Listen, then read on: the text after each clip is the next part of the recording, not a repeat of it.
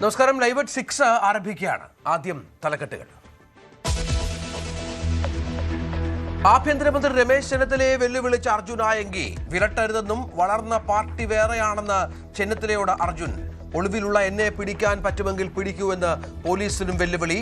ആയങ്കിയുടെ 2 സുഹൃത്തുക്കൾ കസ്റ്റഡിയിൽ.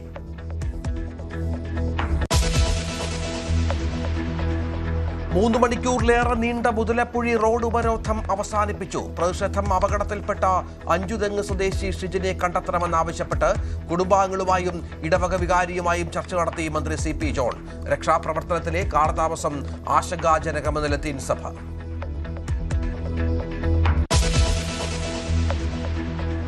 മഴ കടുക്കുന്നു. സംസ്ഥാനത്ത് 4 ജില്ലകളിൽ റെഡ് അലർട്ട്. കോഴിക്കോട്, വയനാട്, കണ്ണൂർ, കാസർഗോഡ് ജില്ലകളിൽ ജാഗ്രത.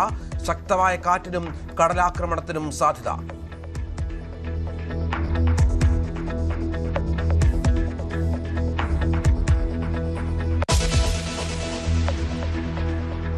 അമേരിക്ക ആയുധക്ഷാമം നേരിടുന്നു എന്ന റിപ്പോർട്ടുകൾ തള്ളി ഡൊണാൾഡ് ട്രംപ്.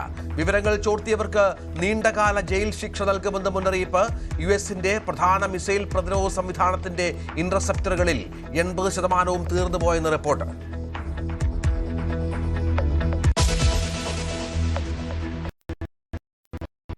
പാകിസ്ഥാനും തുർക്കിയും സൗദി അറേബ്യയും ചരിത്രപരമായ ത്രികക്ഷി പ്രതിരോധ കരാറിൽ ഒപ്പിടാനൊരുങ്ങുന്നു. അവസാനഘട്ട ചർച്ചകൾ സൗദിയിൽ. സംയുക്ത സൈനിക അഭ്യാസങ്ങൾ, പ്രതിരോധ വ്യവസായ ഉൽപാദനം, രഹസ്യാന്വേഷണ വിവരങ്ങൾ പങ്കുവെക്കൽ എന്നിവയോടൊപ്പം സാങ്കേതിക വിദ്യ കൈമാറ്റവും. സൗദിയുടെ സഖ്യരൂപീകരണത്തിൽ ഇന്ത്യയ്ക്കും ആശങ്ക.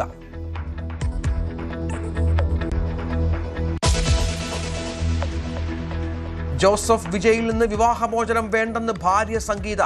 ചെങ്കൽപ്പേട്ട് കുടുംബ കോടതിയിൽ ഇക്കാര്യം അറിയിച്ചു. നിർണായകമായത് വിജയിയുടെ അമ്മയുടെ മധ്യസ്ഥ ശ്രമം. സംഗീത ഹാജരായത് വീഡിയോ കോൺഫറൻസിംഗിലൂടെ.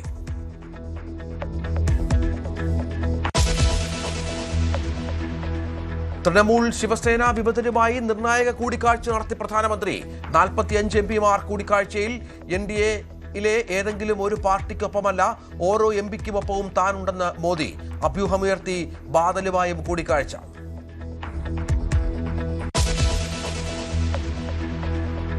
വടകര MDMA കേസിൽ കീർത്തനയ്ക്ക് വ്യക്തമായ പങ്കുള്ളതായി പോലീസ്. വാട്സ്ആപ്പ് ചാറ്റുകളിൽ ലഹരി വിൽപ്പനയുമായി ബന്ധപ്പെട്ട കാര്യങ്ങൾ ചർച്ച.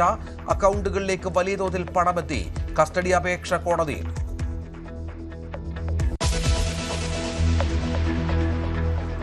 പാർലമെന്റ് മൺസൂൺ സമ്മേളനം 15ാം ദിവസവും പ്രക്ഷുബ്ധം. ആഭ്യന്തരമന്ത്രി പ്രസ്താവന നടത്തണമെന്നാവശ്യപ്പെട്ട ഇരുസഭകളിലും പ്രതിപക്ഷ പ്രതിഷേധം.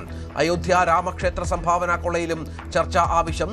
മണ്ഡല പുനർനിർണയ ബില്ലിൽ നിലപാട് മയപ്പെടുത്തിയെന്ന അഭ്യൂഹങ്ങൾ തള്ളി DMK.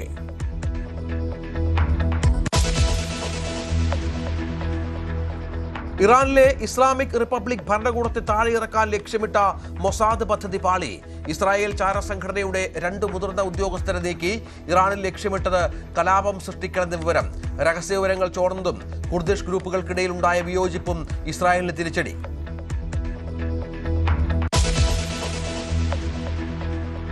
ബംഗാളിൽ ലൗഡ് സ്പീക്കറുകൾക്കെതിരെ ശക്തമായ നടപടി തുടർന്ന് സർക്കാർ. 5000-ത്തിലേറെ ഹിന്ദു മുസ്ലിം ദേവാലയങ്ങളുടെ ലൗഡ് സ്പീക്കറുകൾ മാറ്റി. 4200 എണ്ണം മസ്ജിദുകളിൽ നിന്നും 1096 എണ്ണം ക്ഷേത്രങ്ങളിൽ നിന്നും മാറ്റി. വിവേചനമില്ലാത്ത നടപടിയെന്ന് മുതിർന്ന പോലീസ് ഉദ്യോഗസ്ഥർ. മുസ്ലിം നേതാക്കൾ പ്രക്ഷോഭത്തിന്.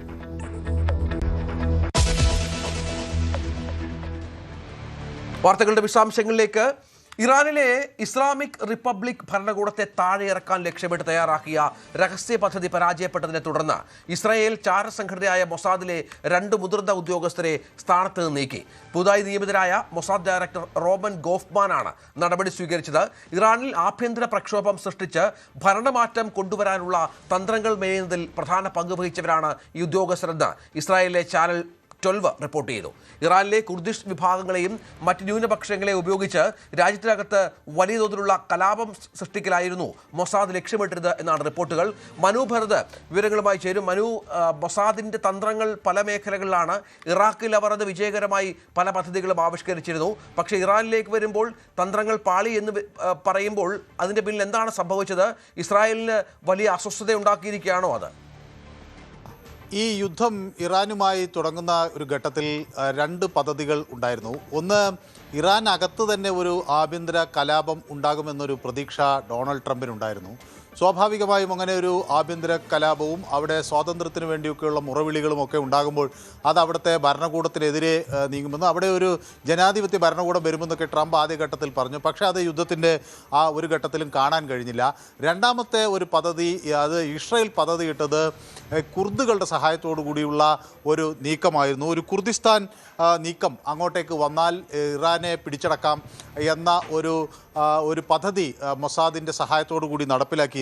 ഏതായാലും അത് നടപ്പിലാക്കുന്നതിൽ വലിയ പാളിച്ച സംഭവിച്ചു എന്നാണ് ഇപ്പോൾ പറയുന്നത്.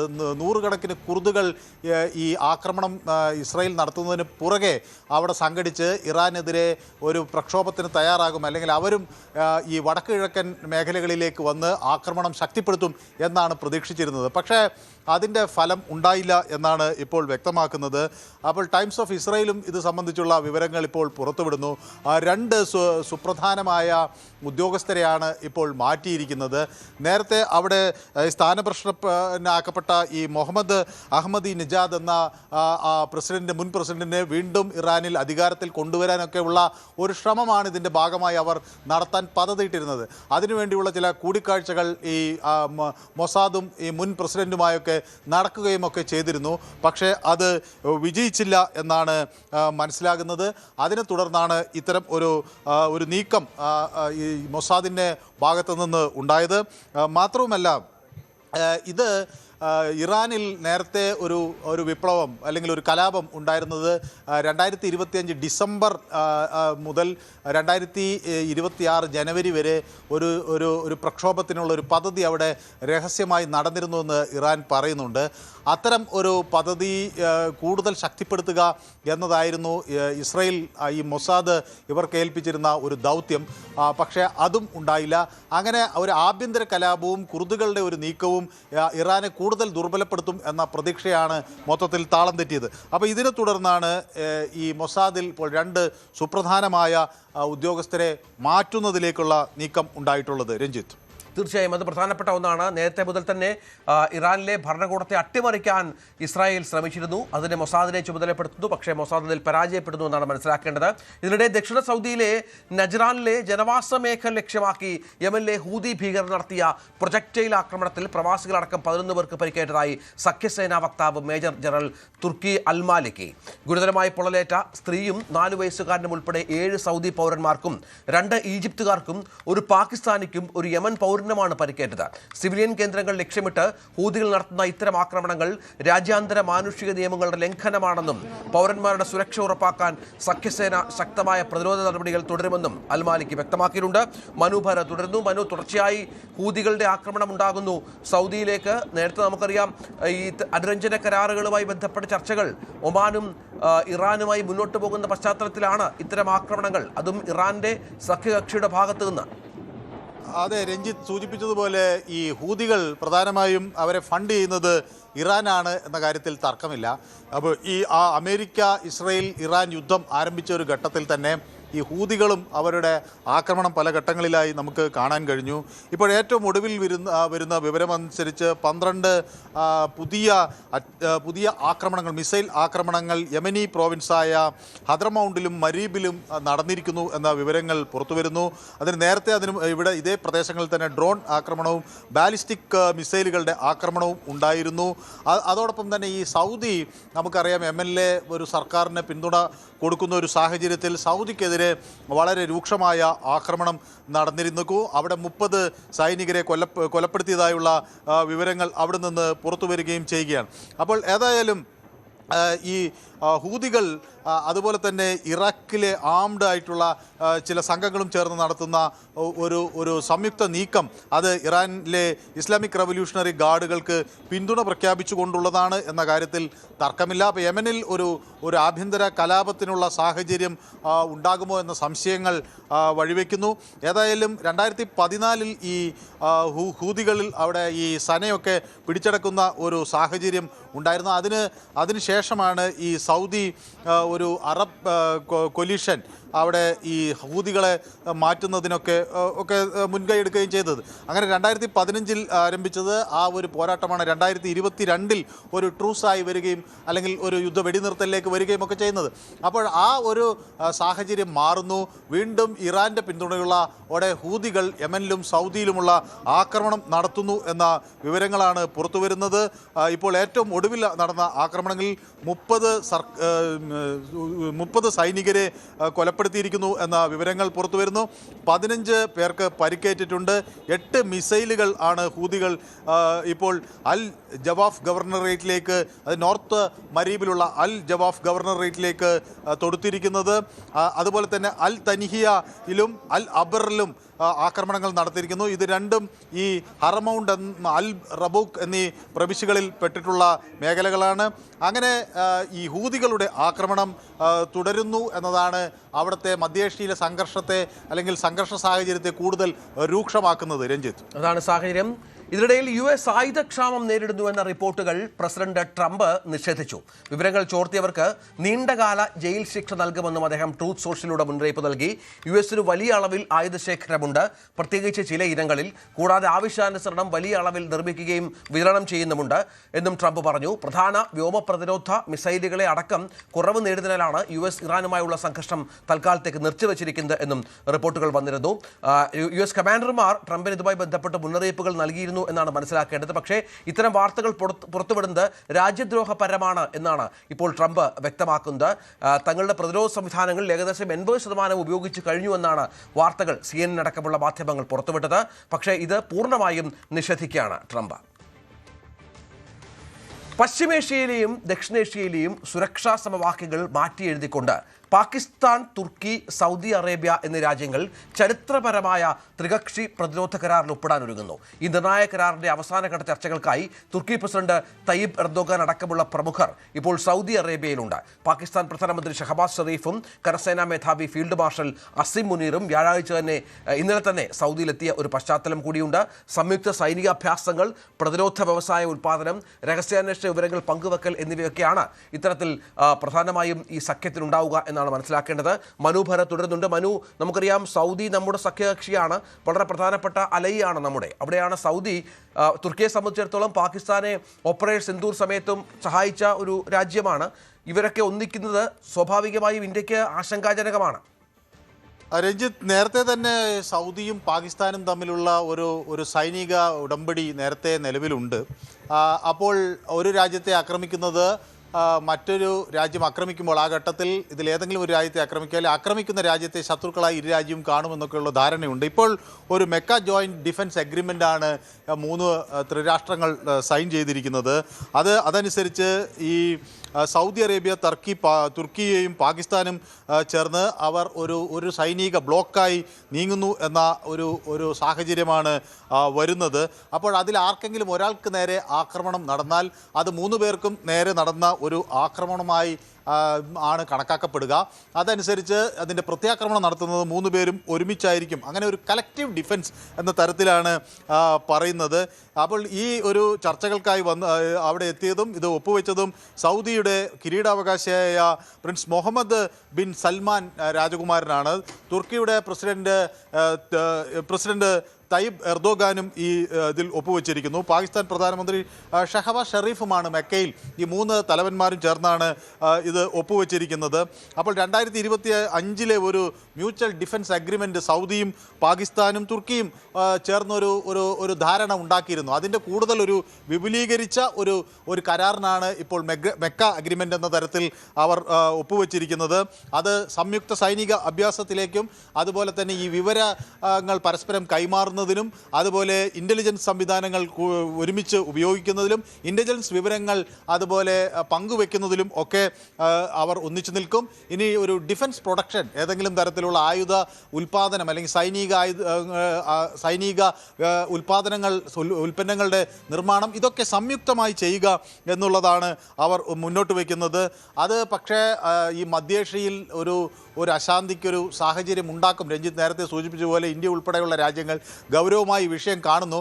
പക്ഷേ ഇന്ത്യ എടുക്കുന്ന ഒരു പൊതു നിലപാട് ഇവിടെ ഇത്തരം ഒരു സഖ്യം ഉണ്ടാകുന്നതിന് നമ്മൾ ഭയക്കുന്നില്ല. കാരണം ഇന്ത്യ ഒരു യുദ്ധം കാക്ഷിക്കുന്ന ഒരു രാജ്യമല്ല. നമ്മളുടെ നിലപാട് മുഴുവൻ വികസനത്തിൽ ഊന്നിയുള്ളതാണ്. അപ്പോൾ യുദ്ധം പരമാവധി ഒഴിവാക്കുക, ഏതെങ്കിലും തരത്തിലുള്ള ഒരു ആക്രമണം ഇന്ത്യക്ക് നേരെ ഉണ്ടായെങ്കിൽ അതിനെ പ്രതിരോധിക്കുക എന്നതിന് അപ്പുറത്തേക്ക് ഒരു സൈനിക ശക്തി എന്ന നിലയിൽ ആക്രമിക്കാനോ ഏതെങ്കിലും പ്രദേശങ്ങൾ കീഴ്പ്പെടുത്താനോ അല്ലെങ്കിൽ അധിനിവേശം നടത്താനോ നമ്മൾ ആഗ്രഹിക്കുന്നില്ല. ആ ഒരു നിലപാട് കൊണ്ട് തന്നെ ഇതിനെ അത്ര വലിയ കാര്യമാക്കി എടുക്കേണ്ടെങ്കിലും ഗൗരവമായി തന്നെ ഇത് പരിശോധിക്കണം എന്ന കാര്യത്തിൽ തർക്കമില്ല. കാരണം ഇന്ത്യക്ക് വെസ്റ്റേൺ ഫ്രണ്ടിയറിൽ ഇന്ത്യയുടെ ഈ പശ്ചിമ അതിർത്തി പ്രദേശങ്ങളിൽ രാജ്യങ്ങളുടെ ഒരു കൂട്ടായ്മ, അത് ഇന്ത്യൻ വിരുദ്ധ താല്പര്യങ്ങൾക്ക് കരുത്ത് നൽകുന്ന ഒരു കൂട്ടായ്മ ഉണ്ടാകുന്നു എന്നത് ഒരു നിരീക്ഷണത്തിന് വിധേയമാക്കേണ്ട ഒരു വിഷയം തന്നെയാണ്. തീർച്ചയായും അതാണ് സാഹചര്യം. മനു ഭരതാണ് വിവരങ്ങൾ പങ്കുവച്ചത്. തമിഴ്നാട് മുഖ്യമന്ത്രി ജോസഫ് വിജയിൽ നിന്ന് വിവാഹമോചനം വേണ്ടെന്ന് ഭാര്യ സംഗീത സ്വർണ്ണലിംഗം. ചെങ്കൽപ്പേട്ട് കുടുംബ കോടതിയിലാണ് ഇക്കാര്യം അവർ അറിയിച്ചത്.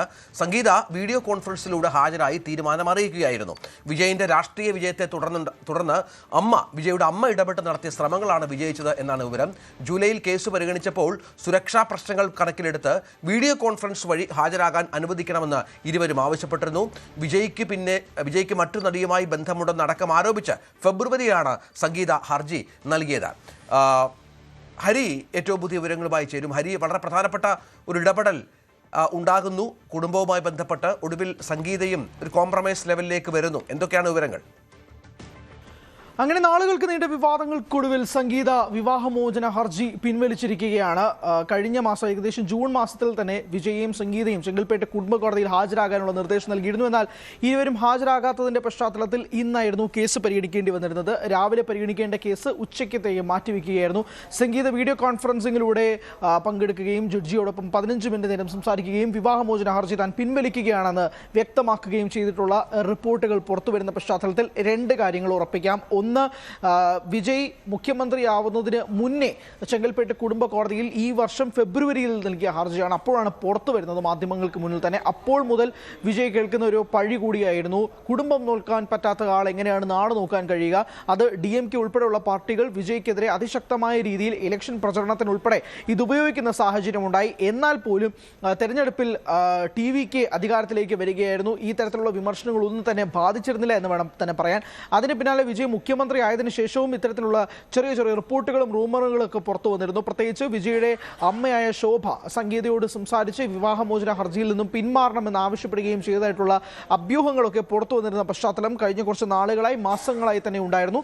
വിജയുടെ കുടുംബവും സംഗീതയുടെ കുടുംബവും തമ്മിൽ ഇതുമായി ബന്ധപ്പെട്ട് സംസാരിക്കുകയും ഈ വിവാഹമോചന ഹർജിയുമായി മുന്നോട്ട് പോകരുതെന്ന് ആവശ്യപ്പെടുകയും ചെയ്തതിന്റെ പശ്ചാത്തലം ഉണ്ടായിരുന്നു. പ്രത്യേകിച്ച് ഈ ചെങ്കൽപ്പേട്ട് കുടുംബ കോടതിയിൽ ഫയൽ ചെയ്തിരിക്കുന്ന ഹർജിയിൽ സംഗീത പറഞ്ഞിരിക്കുന്ന ഒരു നടിയുമായി ബന്ധപ്പെട്ട് ഉള്ള ഒരു കാര്യമുണ്ട്. വിജയ്ക്ക് മറ്റൊരു ബന്ധം ഈ നടിയുമായി ഉണ്ട് എന്നത് ഈ ചെങ്കൽപ്പേട്ട് കുടുംബ കോടതിയിൽ ഫയൽ ചെയ്തിരിക്കുന്ന ഹർജിയിൽ സംഗീത പറഞ്ഞു വെച്ചിരിക്കുന്ന ഒരു കാര്യം ഉണ്ടായിരുന്നു. അതുമായി ബന്ധപ്പെട്ട് ഇപ്പോഴും അതിൻ്റെ ചർച്ചകളും വാർത്തകളും ഒക്കെ നടക്കുന്നതിൻ്റെ പശ്ചാത്തലത്തിലാണ് ഈ ഹർജിയിൽ നിന്നും പിന്മാറുകയാണ് എന്ന് സംഗീത പറഞ്ഞിരിക്കുന്നത്. അതുമായി ബന്ധപ്പെട്ട് ചെങ്കൽപ്പേട്ട് കുടുംബ കോടതി ഈ കേസിന് ഒരു തീർപ്പാക്കിയിരിക്കുന്നു എന്നതും മനസ്സിലാകുന്നു. അതായത് ഇനി ഒരു വിവാഹമോചനം ഇല്ല. അതുമായി ബന്ധപ്പെട്ട് നാളുകളായി നീണ്ടു നിൽക്കുന്ന അനിശ്ചിതത്വത്തിനൊടുവിലാണ് ഇപ്പോഴൊരു തീരുമാനത്തിലേക്ക് എത്തുന്നത്.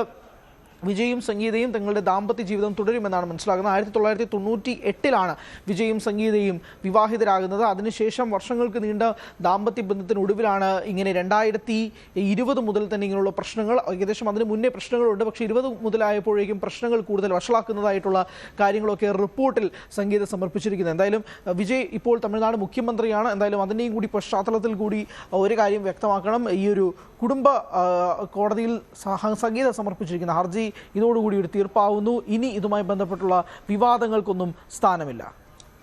ശിവസേന, തൃണമൂൽ, വിമത MP-മാരെ കണ്ട് പ്രധാനമന്ത്രി നരേന്ദ്രമോദി. ലോക്സഭയിലേക്ക് പുതുതായി തെരഞ്ഞെടുക്കപ്പെട്ട NDA MP-മാരുമായി കൂടിക്കാഴ്ച നടത്തവെയാണ് പ്രധാനമന്ത്രി അവർക്ക് ഈ ഉറപ്പ് നൽകിയത്. പാർലമെന്റിലെ സംവാദങ്ങളിൽ സജീവമായി പങ്കെടുക്കണമെന്നും പ്രധാനമന്ത്രി സാമാജികരോട് ആവശ്യപ്പെട്ടു. NDA ഒരു കുടുംബമാണ്. ഓരോ വ്യക്തിക്കും അവസരങ്ങളും ബഹുമാനവും നൽകേണ്ടതുണ്ട്. NDAയിലെ ഏതെങ്കിലും ഒരു പാർട്ടിക്കൊപ്പമല്ല, ഓരോ MP-ക്കുമൊപ്പം ഞാനുണ്ട്. ആരെക്കുറിച്ചും നിങ്ങൾ ഭയപ്പെടേണ്ടതില്ല എന്നും പ്രധാനമന്ത്രി ഇവരോട് പറഞ്ഞു.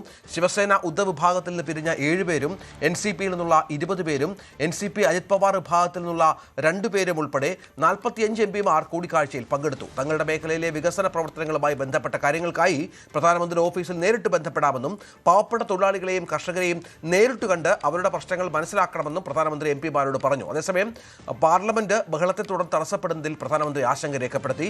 പുതിയ MPമാർക്ക് സഭയിൽ സംസാരിക്കാൻ അവസരം ലഭിക്കുന്നില്ലെന്നും അദ്ദേഹം പറഞ്ഞു. അതുമാത്രമല്ല, ശിരോമണി അകാലിദൾ പ്രസിഡന്റ് സുഖ്വീർ സിംഗ് ബാദലുമായും പ്രധാനമന്ത്രി കൂടിക്കാഴ്ച നടത്തി. പഞ്ചാബിലെ മുൻ സഖ്യകക്ഷിയുമായി BJP വീണ്ടും ലയനത്തിലേക്കാണ് എന്ന അഭ്യൂഹം വീണ്ടും ഇപ്പോൾ അവിടെ പ്രധാന ചർച്ചയായിരിക്കുകയാണ്. ഇടവേള.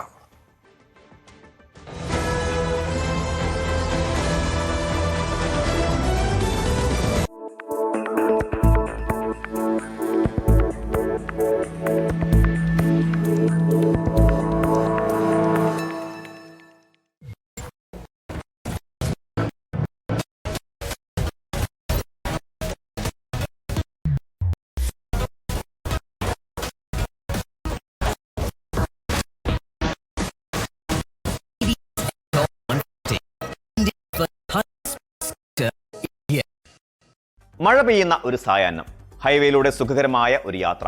കാറിനുള്ളിൽ നേരിയ സംഗീതം പ്ലേ ചെയ്യുന്നുണ്ട്. മഴത്തുള്ളികൾ വിൻഷീൽഡിൽ വന്ന് പതിക്കുന്ന താളത്തിനൊപ്പം വാഹനം സുഗമമായി മുന്നോട്ട് കുതിക്കുന്നു. പെട്ടെന്ന് യാതൊരു മുന്നറിയിപ്പുമില്ലാതെ നിങ്ങളുടെ വാഹനത്തിന്റെ സ്റ്റിയറിംഗ് വല്ലാതെ ഭാരം കുറഞ്ഞതായി നിങ്ങൾക്ക് അനുഭവപ്പെടുന്നു. ഒരു കളിപ്പാട്ട കാർ ഓടിക്കുന്നത് പോലെ വളരെ ലാഘവത്തോടെ സ്റ്റിയറിംഗ് തെന്നി മാറുന്നു. ബ്രേക്ക് ചവിട്ടിയാലും വാഹനം നിൽക്കുന്നില്ല. പകരം നിയന്ത്രണം പൂർണ്ണമായും നഷ്ടപ്പെട്ട് ഒരു തെന്നി നീങ്ങലിലേക്ക് വാഹനം വഴിമാറുന്നു. ഏതൊരു വിദഗ്ധനായ ഡ്രൈവറെയും ഭയപ്പെടുത്തുന്ന, ജീവൻ പണയം വെക്കേണ്ടി വരുന്ന ഈ ഭയാനകമായ ചില സെക്കൻഡുകളെയാണ് ഹൈഡ്രോപ്ലേനിംഗ് അഥവാ അക്വാപ്ലേനിംഗ് എന്ന് വിളിക്കുന്നത്. ഒരു സാധാരണ മഴക്കാല ഡ്രൈവിങ്ങിനെ വലിയൊരു ദുരന്തത്തിലേക്ക് നയിക്കാൻ കെൽപ്പുള്ള ഈ ശാസ്ത്രീയ പ്രതിഭാസത്തെക്കുറിച്ച് ഓരോ ഡ്രൈവറും നിർബന്ധമായും അറിഞ്ഞിരിക്കേണ്ടതുണ്ട്. നിരത്തുകളിൽ ഒരു വാഹനം മുന്നോട്ട് കുതിക്കുന്നതും നമ്മൾ ഉദ്ദേശിക്കുന്നിടത്ത് കൃത്യമായി ബ്രേക്ക് ചെയ്ത് നിർത്താൻ കഴിയുന്നതും സ്റ്റിയറിംഗ് ഉപയോഗിച്ച് വളവുകൾ തിരിയുന്നതുമെല്ലാം വാഹനത്തിന്റെ യാന്ത്രിക സംവിധാനങ്ങളുടെയും എഞ്ചിന്റെയും മാത്രം കഴിവുകൊണ്ടല്ല. ഇതിനെല്ലാം ആധാരം ടയറും റോഡും തമ്മിലുള്ള ഘർഷണം അഥവാ ഫ്രിക്ഷനാണ്. മിനുസമുള്ള ഒരു തറയിൽ എണ്ണയൊഴിച്ചാൽ നമുക്ക് നടക്കാൻ കഴിയാത്തത് എന്തുകൊണ്ടാണെന്ന് ചിന്തിച്ചിട്ടുണ്ടോ? അവിടെ നമ്മുടെ പാദങ്ങളും തറയും തമ്മിലുള്ള ഘർഷണം പൂർണ്ണമായും നഷ്ടപ്പെടുന്നു. ഇതേ ഭൗതിക ശാസ്ത്രം തന്നെയാണ് ഹൈഡ്രോപ്ലേനിംഗിലും സംഭവിക്കുന്നത്. മഴയത്ത് റോഡിൽ വെള്ളം കെട്ടി നിൽക്കുമ്പോൾ വേഗത്തിൽ വരുന്ന വാഹനത്തിന്റെ ടയറിനും റോഡിനുമിടയിൽ ആ വെള്ളം ഒരു നേരിയ പാളിയായി രൂപാന്തരപ്പെടുന്നു. സാധാരണഗതിയിൽ ടയറുകളിലെ ചാലുകൾ അഥവാ ത്രെഡുകൾ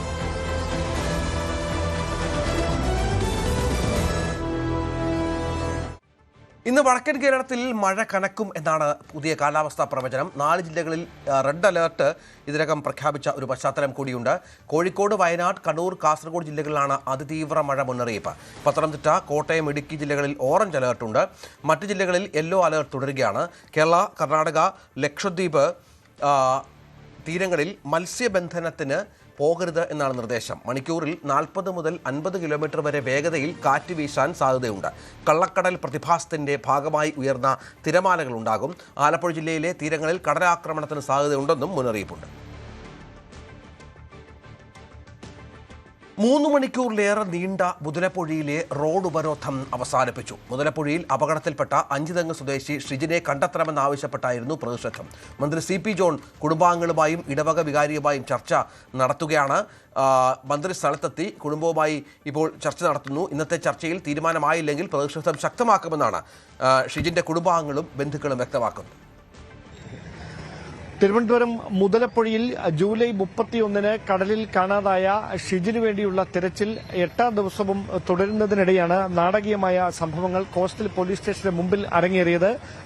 രാവിലെ ഏതാണ്ട് 11 മണിയോടെയാണ് ഷിജിന്റെ ഭാര്യയും കുഞ്ഞും മറ്റ് കുടുംബാംഗങ്ങളും അടക്കം കോസ്റ്റൽ പോലീസ് സ്റ്റേഷന് മുൻപിലെ റോഡ് ഉപരോധിച്ചുകൊണ്ട് പ്രതിഷേധം ആരംഭിച്ചത്. തുടർന്ന് റവന്യൂ ഉദ്യോഗസ്ഥരും ഫിഷറീസ് വകുപ്പിലെ ഡെപ്യൂട്ടി ഡയറക്ടർ ഉൾപ്പെടെയുള്ള ഉദ്യോഗസ്ഥരും സ്ഥലത്തെത്തി കുടുംബാംഗങ്ങളുമായി ചർച്ച നടത്തി.